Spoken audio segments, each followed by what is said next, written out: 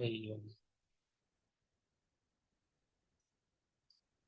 आज का जो हमारा चैप्टर है, उसका लेक्चर नंबर 1 क्वाड्रेटिक इक्वेशन का।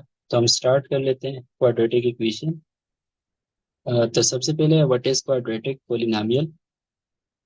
Quadratic polynomial is an variable X is of the form A X square plus B x plus C. इसकी जो हमारे पास डिग्री होती है वो हाईएस्ट पावर होती है, जो कि यहाँ पे हमारे पास 2 है, यहाँ पे पावर 1 है एंड यहाँ पे एक्स की पावर 0 है। सही है। तो सेकेंड डिग्री जो हमारे पास पोलिनोमियल होती है उसे कहते हैं क्वाड्रेटिक पोलिनोमियल। ऐसा पोलिनोमियल जिसकी हाईएस्ट पावर 2 हो उसे क्वाड्रेटिक पोलिनोमियल कहते हैं। अब क्वाड्रेटिक इक्वेशन क्या होता है, इन जनरल डिफिनीशन है, नॉट फॉर क्वाड्रेटिक। किसी भी पोलिनोमियल को जीरो के इक्वल कर दो उसे कहते हैं पोलिनोमियल इक्वेशन। किसी भी पोलिनोमियल को जीरो के इक्वल कर दो, इक्वेशन बना लो, then it is called polynomial equation. सही है। तो हमारे पास क्वाड्रेटिक इक्वेशन क्या बनेगा अगर हम क्वाड्रेटिक पोलिनोमियल को जीरो के इक्वल कर दें। सही है। तो हमारे पास वो बन जाएगा क्वाड्रेटिक इक्वेशन। अभी इसकी डिग्री क्या है, डिग्री है ये पावर को कहते हैं। So this is second degree polynomial equation. Polynomial को हमने जीरो के इक्वल कर दिया, so this is second degree polynomial equation in one variable. हमारे पास वेरिएबल यहाँ पे क्या है, एक्स है। A is a coefficient of X square, B is coefficient of X and C is a constant term. सही हो गया। So this is the definition of quadratic equation. अब क्वाड्रेटिक इक्वेशन को हम सॉल्व किस तरह से करेंगे, तो इसके तीन मेथड है हमारे पास।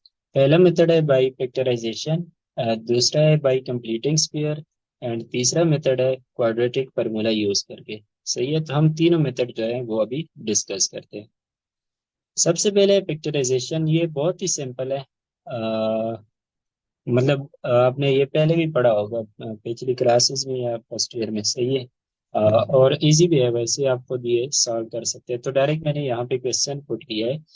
पहला क्वेश्चन है कि X square minus four as roots, यानी कि इस इक्वेशन के आपके पास रूट्स क्या होंगे।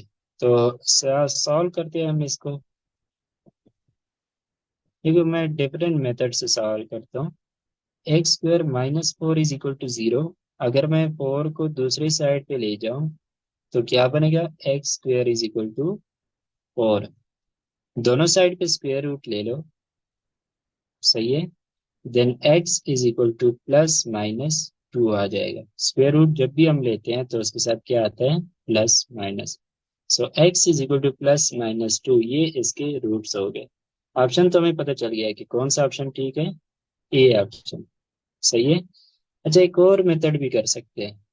X square minus four is equal to zero. Four को मैं लिख सकता हूँ टू का स्क्वेयर। सही है। अब ये आपके पास क्या फॉर्मूला बन गया, ए स्क्वेयर माइनस बी स्क्वेयर का फॉर्म है, जिसको हम लिख सकते हैं A plus B into A minus B. यहाँ पे ए क्या है आपके पास, एक्स है, बी क्या है आपके पास, टू है। सही है। सो ये यहाँ पे इज इक्वल टू जीरो है। तो ए प्लस बी यानी कि एक्स प्लस टू हो जाएगा एंड एक्स माइनस टू हो जाएगा इज इक्वल टू जीरो। अब हमारे पास क्या होगा कि इन दोनों में से कोई एक तो जीरो होगा, या एक्स प्लस टू जीरो के इक्वल होगा या एक्स माइनस टू जीरो के इक्वल होगा, या दोनों जीरो के इक्वल होंगे। सो हम लिख लेते हैं कि either either X plus two is equal to zero और X minus two is equal to zero. सही है। तो यहाँ से एक्स की वैल्यू क्या आती है, माइनस टू। यहाँ से एक्स की वैल्यू क्या आती है, प्लस टू। अगेन आपके पास सोल्यूशन क्या आ गया, माइनस टू प्लस टू। सही है। यहाँ पे हमने क्या किया, इस मेथड में ये हमने पिक्चर्स बनाए, यानी कि मल्टीप्लिकेशन में लिख दिया। यहाँ पे हमारे पास क्वाड्रेटिक फॉर्म में थी, यानी इसकी डिग्री टू थी। यहाँ पे हमने दो टर्म्स की मल्टीप्लिकेशन में लिखा। हर एक टर्म जो है वो हमारे पास लीनियर टर्म है जिसमें हाईएस्ट पावर वन है। तो हमने क्या किया कि एक्स स्क्वेयर माइनस फोर को हमने लिख दिया X plus two and two X minus two. तो ये दोनों मल्टीप्लिकेशन में है, इनको कहते हैं फैक्टर्स। सही है। तो हमने बाई पिक्चराइजेशन मेथड इसको सॉल्व कर लिया।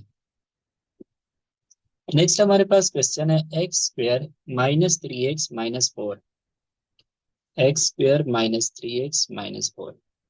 अब इस नंबर को आपने नोट करना है एंड इस नंबर को आपने नोट करना है। सही है।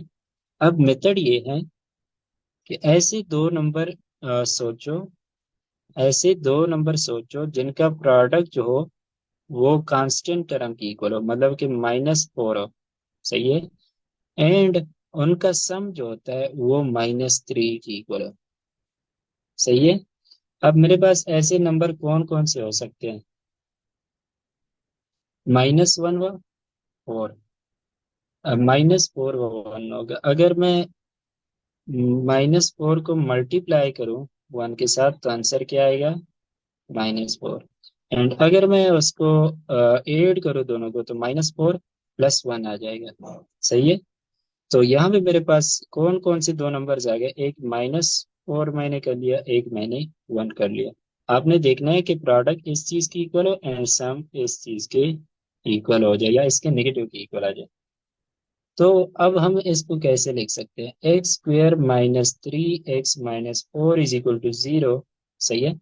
अब ये जो आपके पास बीच वाला टर्म है -3x, इनको आप split कर लो इन दोनों नंबर्स में। यानी इसको लिख लो, -3 को लिख लो -4 + 1। सही है। तो इसको मैं लिख सकता हूँ -4x + 1x। इसको हमने स्प्लिट कर दिया। ये दो नंबर किस तरह से फाइंड करोगे वो मैंने बता दिया कि आपने कांस्टेंट टर्म प्रोडक्ट जो है वो कांस्टेंट टर्म की इक्वल होना चाहिए एंड सम जो है वो आपके एक्स के कोएफिशिएंट की इक्वल होना चाहिए। तो नेक्स्ट में हमारे पास है -4 = 0।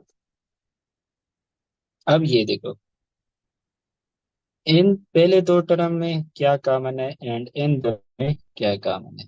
तो पहले दो टर्म में हमारे पास यहाँ पे भी x² है, यानी कि x मौजूद है एंड दूसरे में भी x मौजूद है।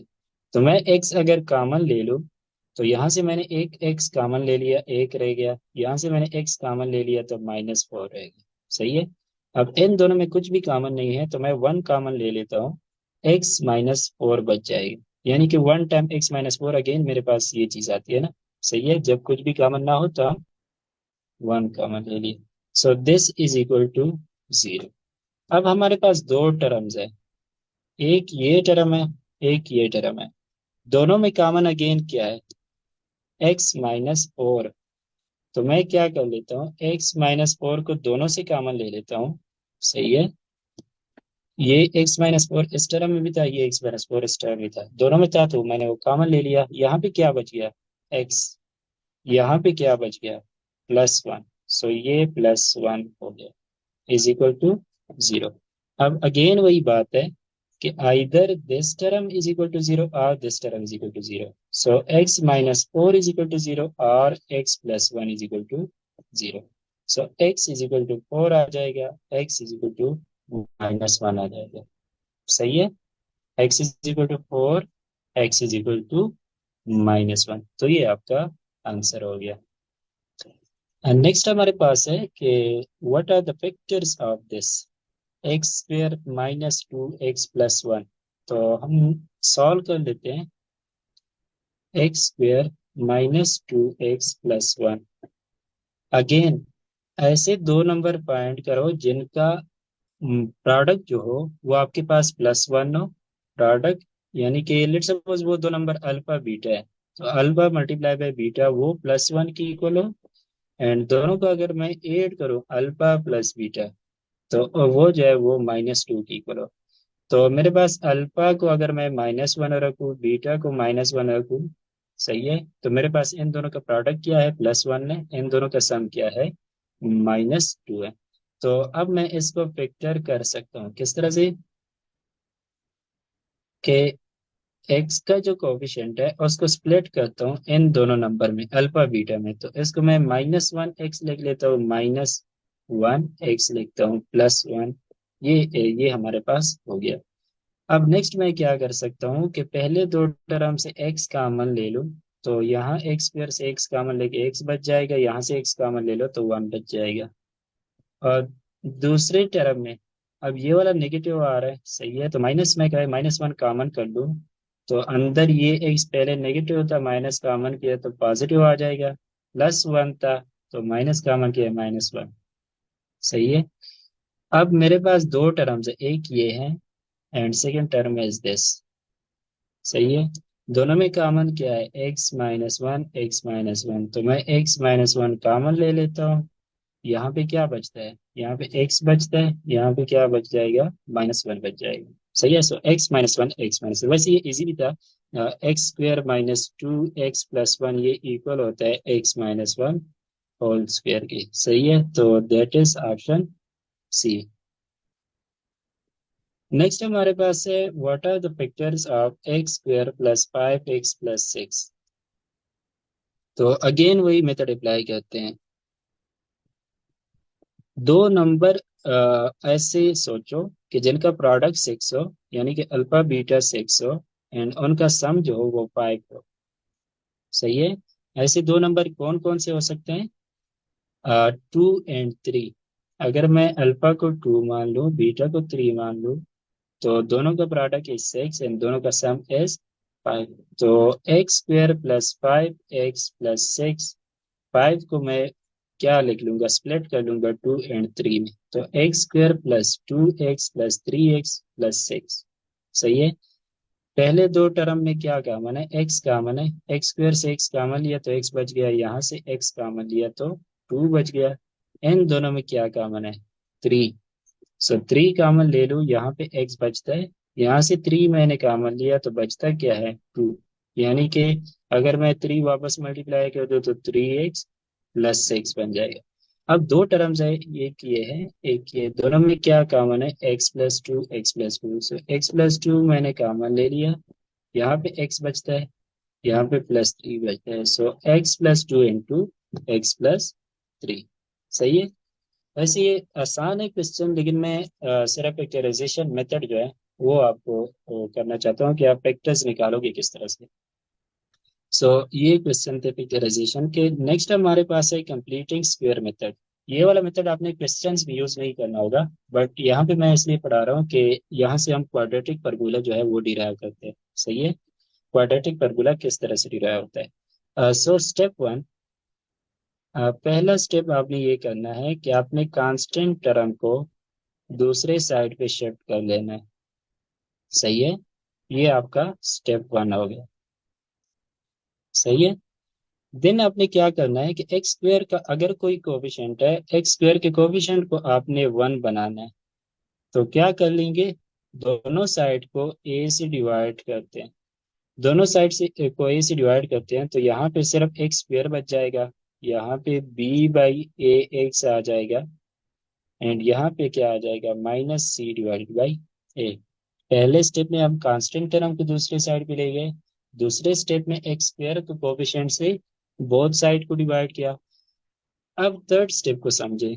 थर्ड स्टेप ये होता है कि जो आपके पास लीनियर टर्म का कोफिशिएंट होता है, लीनियर टर्म का कोफिशिएंट, उसको 2 से डिवाइड कर लो, यानी कि b/2a हो जाएगा।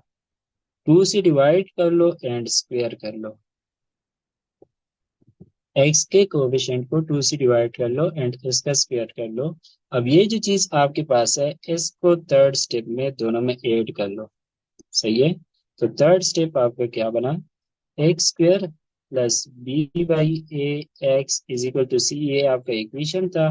दोनों साइड पे आपने ये वाला टर्म अगर ऐड कर लिया तो b/2a का होल स्क्वायर, यहाँ पे क्या बन जाएगा, b/2a का होल स्क्वायर। सही है।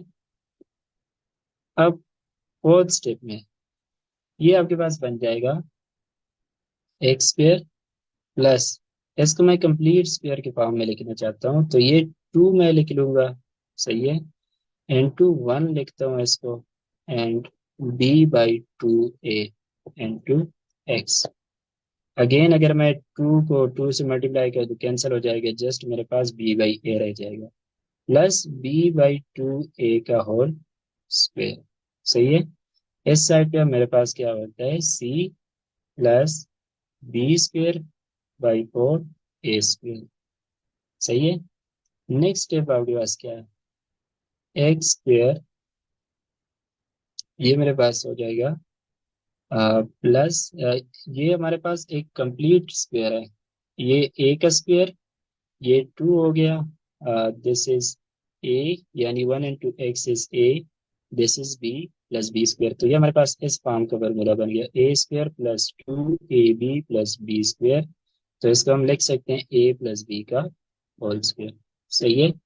देन इसको हम लिख सकते हैं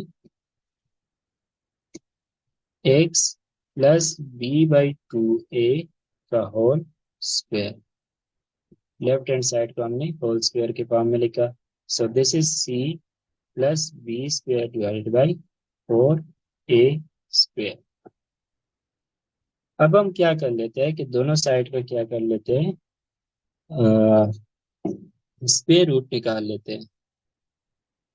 स्क्वायर रूट करो दोनों साइड का, तो क्या बचेगा आपके पास, that is X plus B by two A, ये आपके पास बच जाएगा।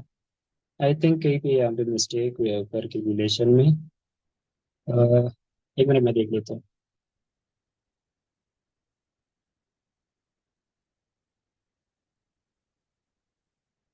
ये मैं समझाता हूँ, वैसे आपको लाइक ज़रूरत नहीं है इस मेथड की, यहाँ से हम क्वाड्रेटिक फार्मूला डिराइव कर रहे थे।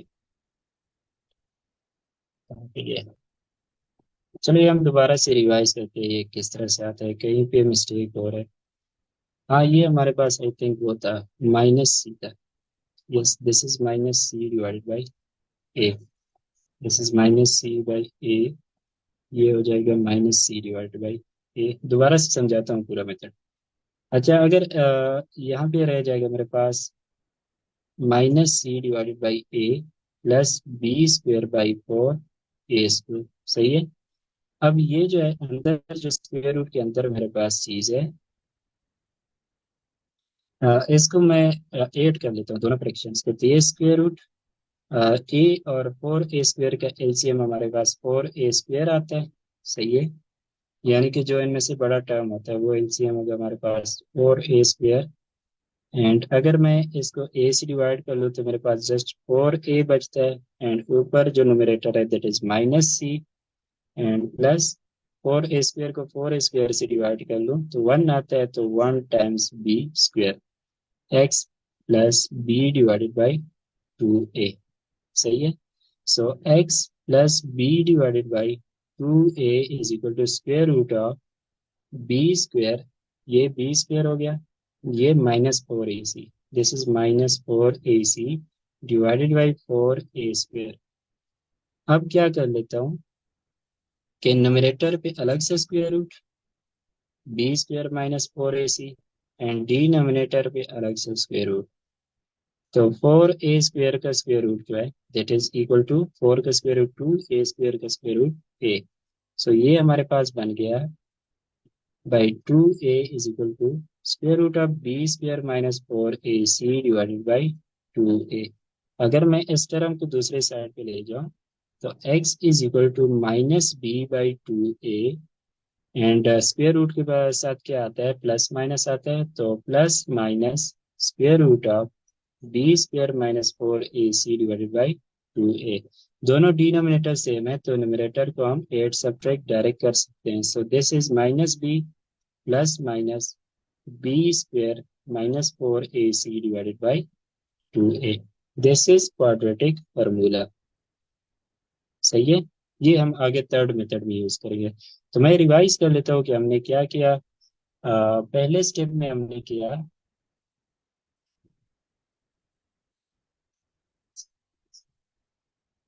पहले स्टेप में हमारे पास क्या है, एक क्वाड्रेटिक इक्वेशन है A X square plus B x plus सी।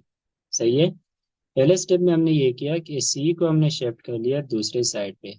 सो वो क्या बन गया, माइनस सी, यहाँ पे बच गया A X square plus B x plus C. सही है। फिर हमने क्या किया कि जो एक्स स्क्वेयर का कोफिशिएंट है ए, उससे इक्वेशन के बोथ साइड को डिवाइड कर दिया, तो यहाँ पे ए डिवाइडेड बाई ए आ जाएगा which is equal to 1, so 1 X square बच गया। यहाँ पे बी डिवाइड करेंगे तो बी बाई ए आ गया। सही है।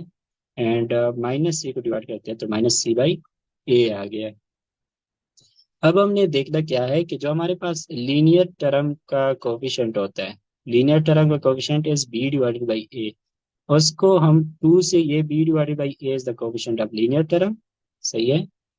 उसको हम टू से डिवाइड कर ले एंड स्क्वायर कर ले, टू से डिवाइड कर ले एंड स्क्वायर कर ले, तो ये हमारे पास एक टर्म बनता है। तो ये दोनों साइड पे ये टर्म ऐड कर ले, आपका जो ओरिजिनल इक्वेशन है इसमें दोनों साइड पे ऐड कर ले, तो ये हमारा ओरिजिनल इक्वेशन था X square plus B by A X, और ये था माइनस सी बाई ए, सही है। और दोनों साइड पे हमने ऐड कर दिया बी बाई टू ए का होल स्क्वायर। अब ये जो साइड बनती है ये हमारे पास कंप्लीट स्क्वायर बनती है, कंप्लीट स्क्वायर बनती है, इसलिए इस मेथड को कंप्लीटिंग स्क्वायर मेथड कहते हैं, सही है। तो इसको मैंने कंप्लीट स्क्वायर के फॉर्म में लिख लिया, एंड दूसरी साइड को स्क्वायर जो है वो मैंने ओपन कर दिया, बी स्क्वायर आ गया, नीचे फोर ए स्क्वायर आ गया। अब ये जो कंप्लीट स्क्वायर है इसको मैंने होल स्क्वायर के फॉर्म में लिख दिया, सही है, अभी तक स्क्वायर रूट नहीं है। एंड यहाँ पे वही चीज नीचे आ गई। ये दोनों साइड पे अब मैं क्या कर लेता हूँ, स्क्वायर रूट ले लेता हूँ।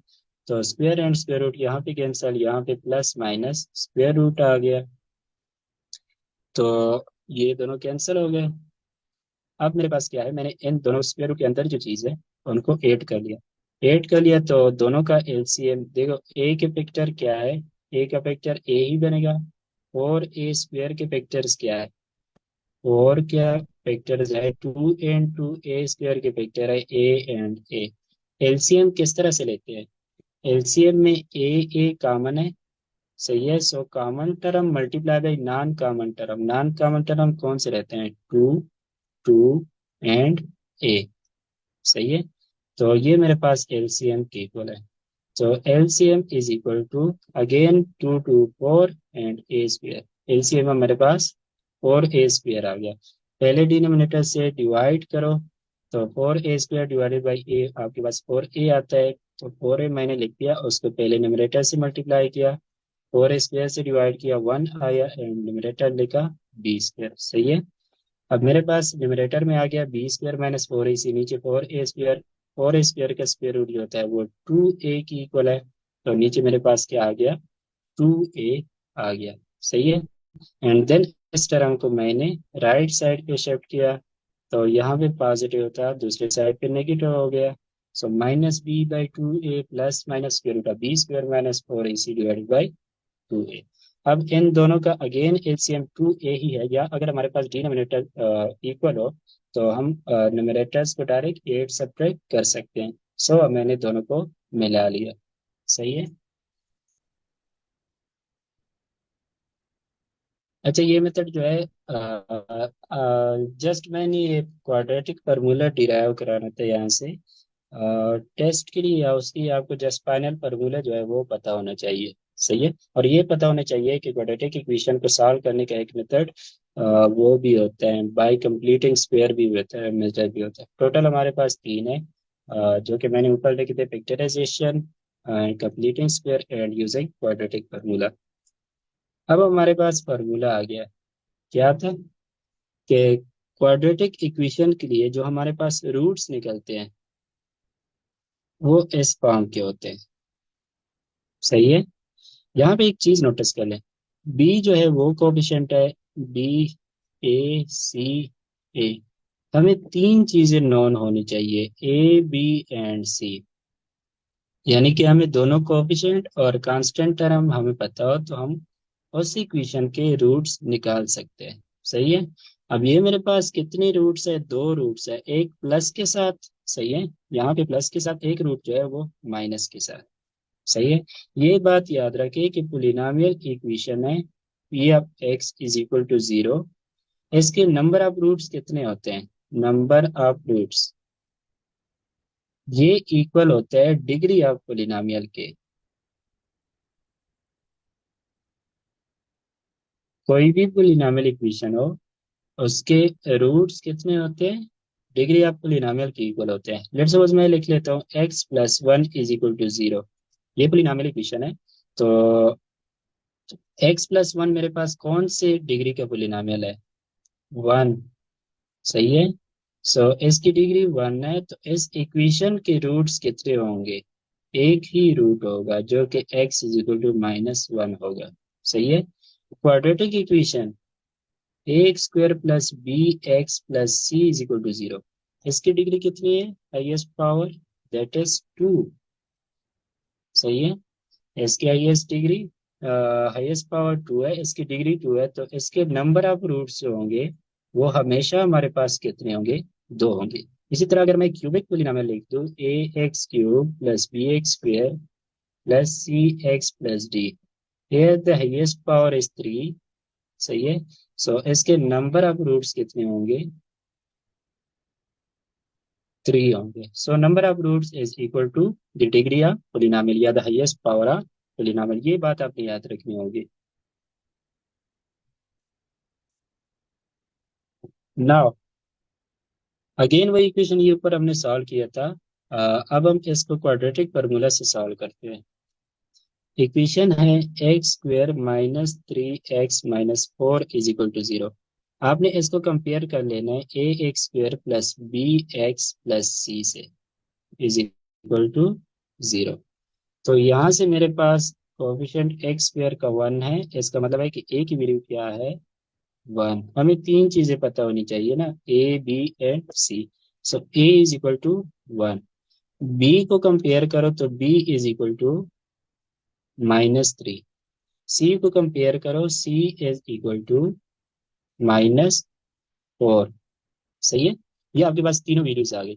तो इन तीनों तीनों वैल्यूज को क्वाड्रेटिक फार्मूला में अब डायरेक्ट पुट कर लो। क्वाड्रेटिक फार्मूला क्या था हमारे पास? x is equal to -b plus minus b² -4ac divided by 2a। सही है। अब इसमें पुट करो, -b की जगह -3 मैंने पुट कर दिया, plus minus square root of b² है तो -3 का स्क्वेयर, -4 इंटू a की वैल्यू 1 है एंड c की वैल्यू -4 है, डिवाइडेड बाई 2a का मतलब 2 इंटू 1। सही है। Minus into -3, this is equal to +3। Next है plus minus square root of 3, -3 का स्क्वेयर 9 बनता है, इनको मल्टीप्लाई करो तो माइनस माइनस प्लस पे हो जाएगा and 4 times 4 is 60, divided by 2 into 1 is 2। ये मेरे पास क्या बन गया? 3 plus minus square root of 25 divided by 2। This is equal to 3 plus minus 5 divided by 2। X की वैल्यू आ गई 3 प्लस -5 डिवाइडेड बाई 2। तो एक्स की एक वैल्यू जो है वो प्लस के साथ है एंड दूसरी वैल्यू जो है वो माइनस के साथ है। सही है। इसकी वैल्यू क्या आएगी? 8 divided by 2 is equal to 4। X की एक वैल्यू 4 आ गई and x is equal to -2 divided by 2 is equal to -1। Again हमारे पास 4 एंड -1 सोल्यूशन है जो कि आंसर आया था। सही है। ये क्वेश्चन बहुत इजी है, मैं जस्ट आपको मेथड अप्लाई करना सिखा रहा हूँ। सही है। ऑप्शंस तो बहुत इजीली पता चल जाते हैं। अच्छा, नेक्स्ट हमारे पास है topic relation between roots and coefficient. Quadratic equation में मोस्टली क्वेश्चन इन्हीं दो पॉइंट से आते हैं। सही है। तो ये सही से सीख ले। हमारे पास दो रूट्स होते हैं क्वाड्रेटिक इक्वेशन के। एक होता है प्लस के साथ, दूसरा होता है माइनस के साथ। सही है। लेट्स सपोज जो प्लस के साथ सोल्यूशन है उसको मैं कह लेता हूँ अल्फा, एंड जो माइनस के साथ है उसको मैं कह लेता हूँ बीटा। किसी को भी अल्फा बीटा कह सकते हैं, मतलब इसको भी मैं अल्फा कह सकता हूँ, इसको बीटा, बट मैंने इसको अल्फा कह दिया और दूसरे वाले को बीटा कह दिया। सही है। अब अगर आप खुद से अल्फा प्लस बीटा पूरा कैलकुलेट करके कर लो। सही है। मतलब दोनों ये जो है इसको ऐड कर लो इसके साथ, आपके पास फाइनल रिजल्ट आ जाएगा कि alpha plus beta that is equal to -b divided by A. आप दोनों ऐड करके चेक कर सकते हैं। सही है। Alpha plus beta is equal to -b divided by a. फिर आप ऐसा कर लो कि अल्फा बीटा को मल्टीप्लाई कर लो। सही है। दोनों जो है रूट्स हैं इनको मल्टीप्लाई कर दो, आपके पास एंड रिजल्ट जो आएगा वो इक्वल होगा सी डिवाइडेड बाई ए, यानी कि alpha multiply by beta is equal to c divided by a. सही है। दोनों आप मल्टीप्लाई और ऐड करके चेक कर सकते हैं। सो हमारे पास क्या बना, alpha plus b, alpha beta मेरे पास रूट्स है, तो दोनों का सम क्या है, माइनस बी बाई ए की इक्वल है। बी हमारे पास एक्स का कोफिशिएंट है, ए हमारे पास एक्स स्क्वेयर का कोफिशिएंट है। तो इसको मैं लिख सकता हूँ minus coefficient of x divided by coefficient of x square. सही है। इसको मैं लिख सकता हूँ constant term divided by coefficient of x square. सही है। सो जब भी हमें इक्वेशन मिल जाए, तो उसके आपका पूछा जाए कि इसके जो दोनों रूट्स होंगे उनका सम क्या होगा। तो एक मेथड तो ये है कि इक्वेशन है आपके पास, सही है, इक्वेशन की क्या निकालो, रूट्स निकालो, इन दोनों उन रूट्स को क्या कर लो, ऐड कर लो। सही है। तो एक तो ये मेथड है, लेकिन इससे कैलकुलेशन लेंथी हो जाएगी। दूसरा मेथड ये है कि आप जस्ट चेक करो कि एक्स का कोफिशिएंट क्या है, एक्स स्क्वायर का कोफिशिएंट क्या है, तो माइनस बी बाई ए कर लो, आपके पास सम ऑफ रूट्स निकल आएगा। सिमिलरली आपके पास प्रोडक्ट ऑफ रूट्स भी निकल आएगा। सो अब आपने ये दो चीजें याद रखनी है, alpha plus beta is equal to minus B by a, and alpha beta is equal to c divided by ए। ये दो आपने याद रखना। सही है। तो अभी हम इस पे एक क्वेश्चन कर लेते हैं, ये मैं यहाँ पे लिख लेता हूँ कि alpha plus beta is equal to minus b, आपको पता है कि वो एक्स का कोफिशिएंट है, एंड ए जो है एक्स स्क्वायर का है, सी है हमारे पास constant term. Question is for the equation x square minus two x plus sixteen the product of roots is. तो मैं पहले इक्वेशन लिख लेता हूँ, x square minus two x plus sixteen is equal to zero. पूछा गया है alpha beta is equal to one, यानी कि प्रोडक्ट में हमें चाहिए। तो यहाँ से मैं कोफिशिएंट पहले निकाल लेता हूँ। ए की वैल्यू वन है, बी की वैल्यू माइनस टू है, एंड सी की वैल्यू सिक्सटीन है। तो अल्फा बीटा हमारे पास किस चीज की इक्वल था, सी डिवाइडेड बाई ए। सी की वैल्यू आपके पास सिक्सटीन एंड ए की value one, so product of roots is sixteen. सही हो गया, product of roots is sixteen. Next हमारे पास है the sum of roots of a square minus b square is zero, a square plus B x plus c is equal to zero when. आपके पास यह है कि हमारे पास सम ऑफ रूट्स कब जीरो होगा। तो सम ऑफ रूट तो हमारे पास एस इक्वल किस चीज की था, अल्फा प्लस बीटा किस चीज की इक्वल होता है, क्वाड्रेटिक इक्वेशन के लिए, यानी कि एस इक्वेशन के लिए minus b divided by a की इक्वल होता है। सही है। तो ये जीरो की इक्वल कब होगा, यही हमसे पूछा है। सही है। तो ऐसा करते हैं कि माइनस तो खत्म हो जाएगी, ये हमारे पास इक्वेशन बन गई, इसको हमने अब सॉल्व करना है। सो माइनस से मल्टीप्लाई करो दोनों साइड को। सही है। तो ये तो प्लस हो जाएगा, एंड माइनस जीरो तो अगेन हमारे पास जीरो होता है, एक और साइड पे मल्टीप्लाई करते हो तो b is equal to zero multiply by a. इसका मतलब है कि बी अगर हमारे पास जीरो हो तो हमें क्या होगा, हमारे पास जो रूट्स होंगे दोनों, उनका सम हमारे पास जीरो होगा। इसका मैं एग्जांपल करा देता हूँ। X square minus four is equal to zero जिस तरह आपने सॉल्व किया, इसमें b is equal to zero है, यानी x का जो कोएफिशिएंट है वो हमारे पास जीरो है, x यहाँ पे है ही नहीं। तो इसके रूट्स क्या निकले थे, प्लस माइनस टू। इनके रूट्स प्लस टू और माइनस टू को आपस में ऐड करो, क्या आता है आपके पास, जीरो आता है। सही है। सो जब भी आपके पास सिर्फ स्क्वायर वाला टर्म हो एंड कांस्टेंट टर्म हो, तो उसके रूट्स का जो सम होता है वो जीरो आता है। सही है। अच्छा, नेक्स्ट हमारे पास ये लास्ट क्वेश्चन है, ये सॉल्व करते हैं, फिर हम कुछ ब्रेक के बाद दूसरा पार्ट स्टार्ट करेंगे। द क्वेश्चन इज, हमें इक्वेशन गिवन है two x square minus k x plus one. सही है। एंड हमें सम ऑफ रूट्स गिवन है, दैट इज टेन। हमें पूछा गया है कि के की वैल्यू फाइंड करो। Alpha beta are the roots of the equation this and sum of roots is 10, then find the value of k. तो सॉल्व करते हैं। इक्वेशन में क्या गिवन है, 2x² minus k x plus 1 is equal to 0। अभी पहले इसको मैं कंपेयर कर लेता हूँ a² plus B x plus c से। अभी टेस्ट में तो आपने ये वाला लिखना नहीं होता, जस्ट आपने डायरेक्ट इसको ए वैल्यू असाइन की, इसको बी ए सी। यहाँ पे मैं लाइक समझाने के लिए वो थोड़ा सा लेंथी कर रहा हूँ ना, तो आपने कैलकुलेशन जल्दी जल्दी करनी होगी वहाँ पे। सो ए की वैल्यू 2 आ गई, बी की वैल्यू माइनस के आ गई एंड सी की वैल्यू 1 आ गई। तो alpha plus beta is equal to 10 given है, सही है। एंड इन वैल्यूज से कोफिशिएंट से मुझे क्या मिलता है, alpha plus beta is equal to minus b divided by ए, ये इसका फॉर्मूला था। तो minus b divided by a कर लो तो minus into minus k divided by a की वैल्यू 2 है, so this is equal to k divided by 2। So alpha की वैल्यू, अल्फा प्लस बीटा की वैल्यू फॉर्मूले से के बाई 2 आ गई एंड गिवन हमें 10 है। इसका मतलब है कि के बाई 2 इज इक्वल टू 10, क्योंकि